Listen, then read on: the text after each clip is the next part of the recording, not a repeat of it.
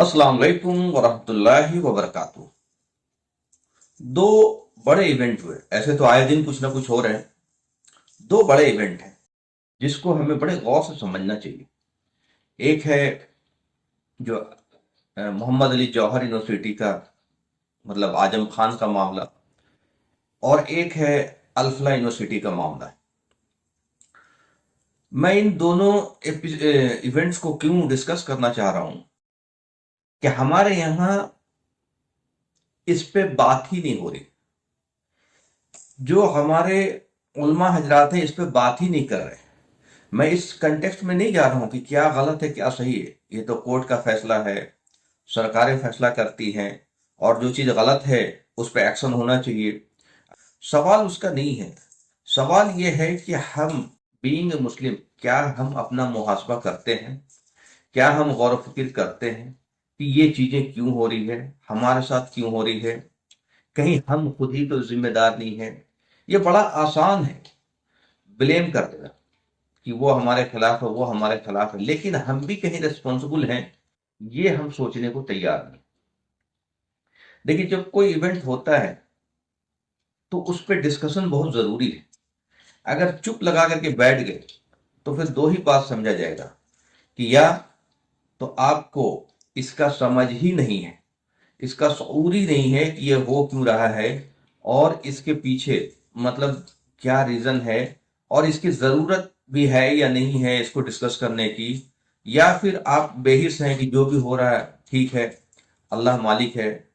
तो हमारे यहाँ हालत ये है कि लोग दुआओं से हर चीज अचीव करना चाह रहे हैं।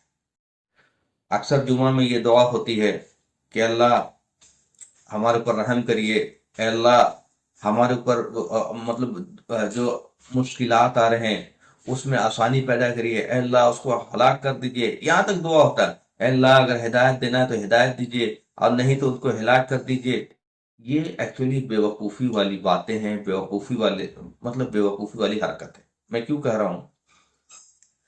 अल्लाह ने सारे कंडीशन एक्सप्लेन कर रखे हैं कि अल्लाह कब रहम करता है, अल्लाह कब मदद करता है, अल्लाह के मदद के मुस्तहिक कब होते हैं, अल्लाह कब अजाब लाता है, हम अजाब के मुस्तहिक कब होते हैं, अल्लाह किसको अजाब में बचाता है। ये सारी चीज़ें अल्लाह ने रिकॉर्ड करके दे दी हमें क़यामत तक के लिए।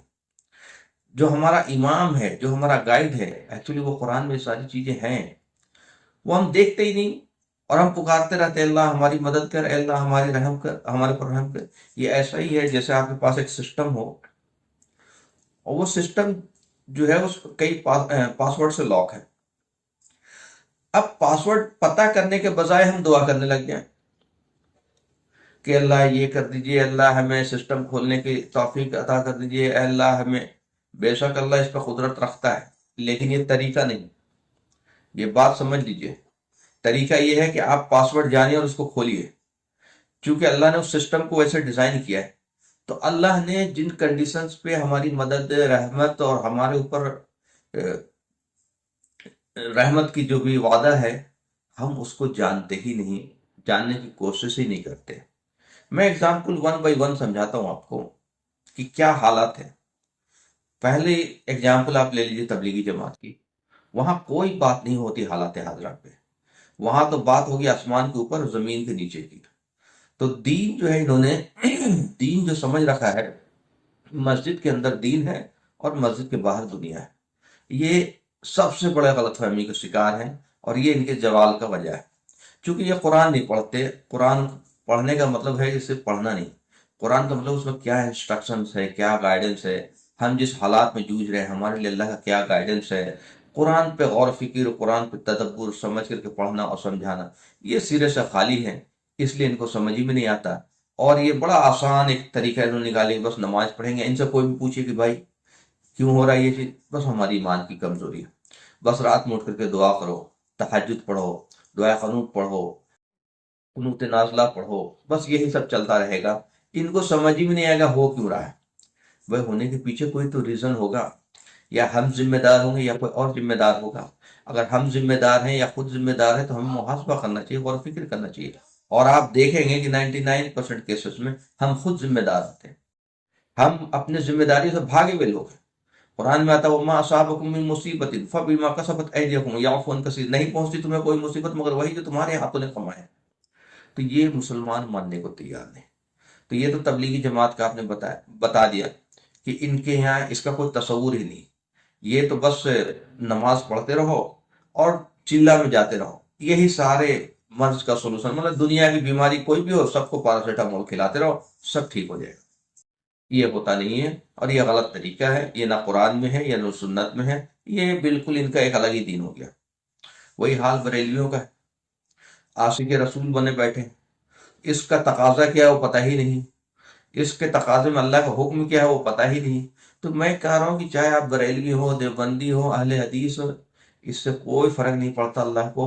ہم اور آپ اللہ کے انسٹرکشنز کو، گائیڈنس کو، قرآن کو پکڑے ہوئے ہیں کہ نہیں، اس کو اپنے امام مانتے ہیں کہ نہیں، اس سے ہم انسٹرکشن لیتے ہیں کہ نہیں، اس سے ہم گائیڈنس لیتے ہیں کہ نہیں، ورنہ چیزیں سائلنٹلی دھیرے دھیرے ہمارے خلاف ہوتی جا رہی ہے۔ ایکچولی ہمارے اوپر عذاب آ رہا ہے، اللہ کا عذاب آ رہا ہے۔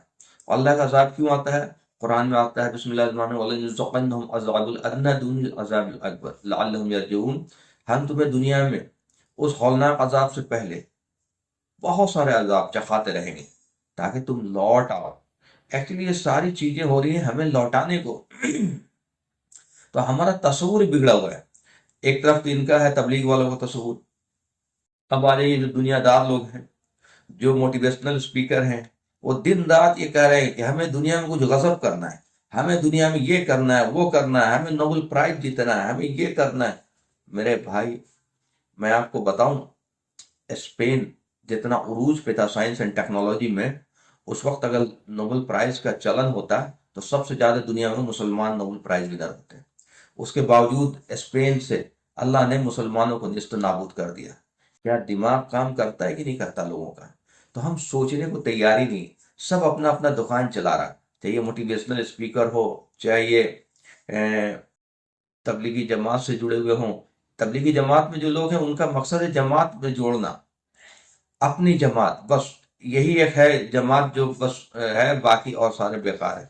اسی طرح موٹیویشنل اسپیکر ہے، ان کا بھی اپنا ایک دکان چل رہا، بس دن رات ایک ہی چیز موٹیویٹ کر رہے ہیں، ایک ہی چیز، بس انجینئر بنو، ڈاکٹر بنو، یہ بنو، جج بنو، آئی ایس بنو، دنیا میں کچھ دھمال مچا دو۔ بھائی اللہ کو آپ امپریس نہیں کر سکتے engineer, doctor, I S, I P S بن کر کے۔ یہ دنیاوی ریکوائرمنٹ ہے، یہ ضرورت ہے ہماری، اور یہ رزق کمانے کا ذریعہ اس کو ہم بناتے ہیں۔ رزق اللہ تعالیٰ اگر یہ نہیں ملا تو کچھ اور ذریعے سے بھی دے دے گا رزق، لیکن اللہ کی اطاعت اور اللہ کے رسول کی اطاعت نہیں کی تو اللہ دنیا میں بھی ذلیل کر دے گا اور آخرت میں بھی ذلیل کر دے گا۔ یہ بات ہم سمجھنے کو تیار نہیں۔ بڑے بڑے علماء کا میں بیان سنتا ہوں، لیکن کوئی بھی ڈیٹیل جو کرنٹ سچویشن ہے اس کے ڈیٹیل پرابلم میں جانے کے بجائے ایک جنرل اسٹیٹمنٹ دے کر کے نکل جاتے ہیں کہ عزیزوں سدھر جاؤ۔ ارے سدھر جاؤ، کیا کیا سدھرے یہ تو بتاؤ۔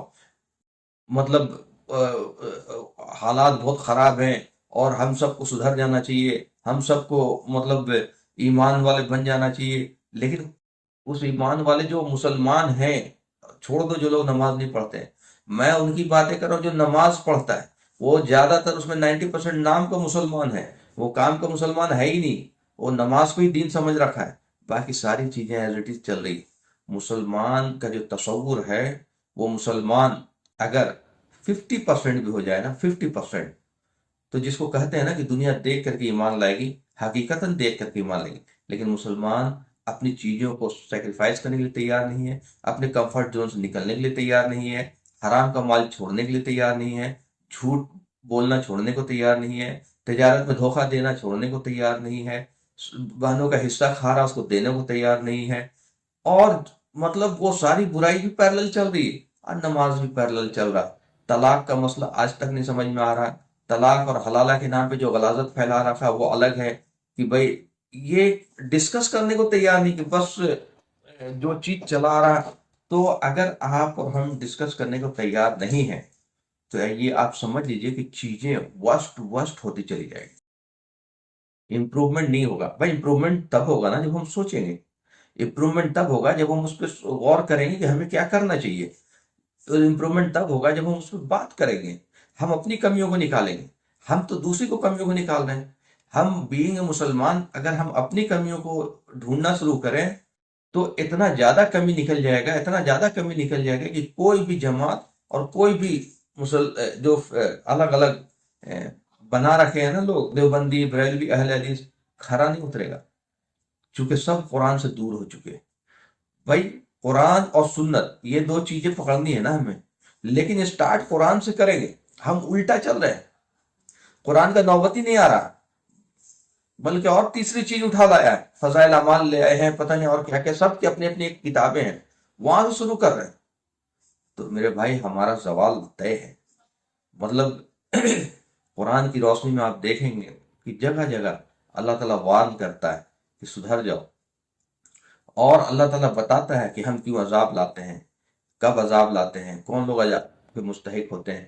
اور اس سے پہلے کہ جو اللہ تعالیٰ نے نبیوں کا واقعہ بیان کیا ہے اس میں ہمارے لیے نصیحت ہے. پھر آج کے ڈیٹ میں دیکھیے کبھی بھی لیٹ نہیں ہوتا ہے. ایسا نہیں ہے کہ آپ کچھ کر دے سکتے، بشرطے اگر آپ کرنا چاہیں تو آپ کو انسٹرکشن قرآن سے لینا پڑے گا. آپ اگر قرآن سے انسٹرکشن نہیں لیتے ہیں تو آپ کو صحیح سمجھ میں ہی نہیں آئے گا کہ ہمیں کرنا کیا ہے. ایک لاسٹ بات میں بتا کے اپنی بات ختم کرنا چاہتا ہوں.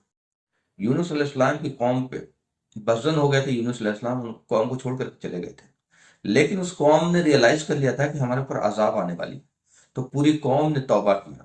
تو توبہ کا مطلب یہ نہیں ہوتا ہے کہ اگر آج کے کنٹیکس میں ہم بولے کہ یا اللہ میں توبہ کرتا ہوں، توبہ ایک عقیدے سے ہے تو عقیدے سے تو توبہ بول کر کے ہو جائے گا. آپ شرک کر رہے ہیں توبہ بول دیجیے، اس کے بعد چھوڑ دیجیے.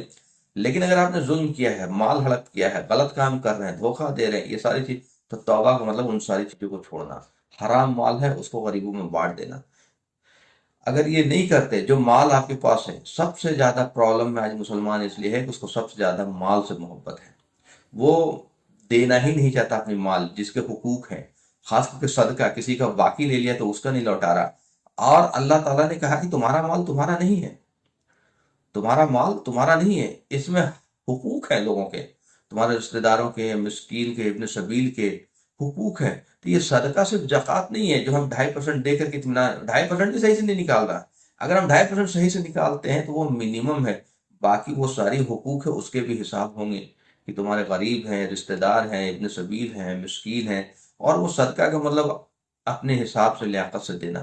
تو مال سے جو محبت ہے اس کی وجہ سے لوگوں کی مدد نہیں ہو رہی ہے، غریبوں کی مدد نہیں ہو رہی ہے، یتیموں کی مدد نہیں ہو رہی ہے. مدرسے کا جو حال ہے تو جو زکوٰۃ نکل رہا سارا یتیم کے نام پہ یتیم کو دیا جا رہا، لیکن یتیم کو پراپر اس کا فائدہ نہیں پہنچ رہا، نہ اس کی وہ تعلیم ہو رہی ہے اور نہ اس کی وہ اس لائق اس کو بنایا جا رہا ہے کہ وہ زکوٰۃ دینے والا بنے. بہت ساری باتیں ہیں کہنے کو، بہت ساری باتیں ہیں بولنے کو، لیکن یہ سب کا کوئی فائدہ نہیں. یہ فائدہ تب ہوگا جب ہم آپ سبھی لوگ غور و فکر کریں، سوچیں کہ بھائی اللہ کی عذاب کیوں آ رہی ہے، اللہ سے دعا کریں کہ اللہ ہمیں سمجھا دیجئے اس پرابلم میں ہم کیوں پھنستے جا رہے ہیں. تو انشاءاللہ اللہ تعالیٰ آپ قرآن جب پڑھیں گے میننگ کے ساتھ سمجھ کر کے تو آپ ایسی جگہ پہ پہنچ. اور آج کے ڈیٹ میں تو ٹیکنالوجی کا دور ہے، آپ کسی بھی ٹاپک پہ کچھ بھی سننا چاہتے ہیں، سمجھنا چاہتے ہیں، آپ یوٹیوب میں بڑے بڑے اسکالر ہیں، ڈاکٹر شار احمد ہیں اور بہت سارے اسکالر ہیں، ان کا آپ سن سکتے ہیں. آج کے ڈیٹ میں کوئی ایکسکیوز نہیں کر سکتا ہے کہ میں قرآن کیوں نہیں پڑھا. آپ کو عربی نہیں آتی تو سن تو سکتے ہیں نا، دماغ تو دیا اللہ تعالیٰ نے. تو آپ کو سنانے والے لوگ موجود ہیں، بتانے والے لوگ موجود ہیں. تو ہم اگر نہیں سننا چاہتے ہیں تو یہ پھر ہماری بے حسی ہے، پھر اس کا عذاب ہمیں دنیا میں بھی ملے گا اور آخرت میں بھی ملے گا. اور میں نے آپ کو اگزامپل بتایا اسپین کا، اگزامپل ہے آپ کے سامنے برما کا. تو یہ ہماری وجہ سے ہوا، ہم اس کے ذمہ دار تھے. ہم دوسرے کو ذمہ دار ٹھہرا رہے ہیں لیکن ہم پہلے ذمہ دار ہیں، کیونکہ ہم بہت سارے ایسی چیزیں کر رہے ہیں جو اللہ نے ہمیں حکم نہیں دیا، اور وہ کام نہیں کر رہے ہیں جس کا اللہ نے ہمیں حکم دیا. اس لیے ہمیں غور و فکر کرنے کی ضرورت ہے. ہم نے بہت ساری ویڈیوز پہ بنائے، بہت ساری چیزیں بہت ڈیٹیل میں بنائے، لیکن اگر کوئی سمجھنا چاہے تو سمجھداروں کے لیے اشارہ کافی ہے، نہیں تو بولتے رہیے، کچھ بھی فرق نہیں پڑتا ہے. وآخر الدعوانا الحمدللہ رب العالمین.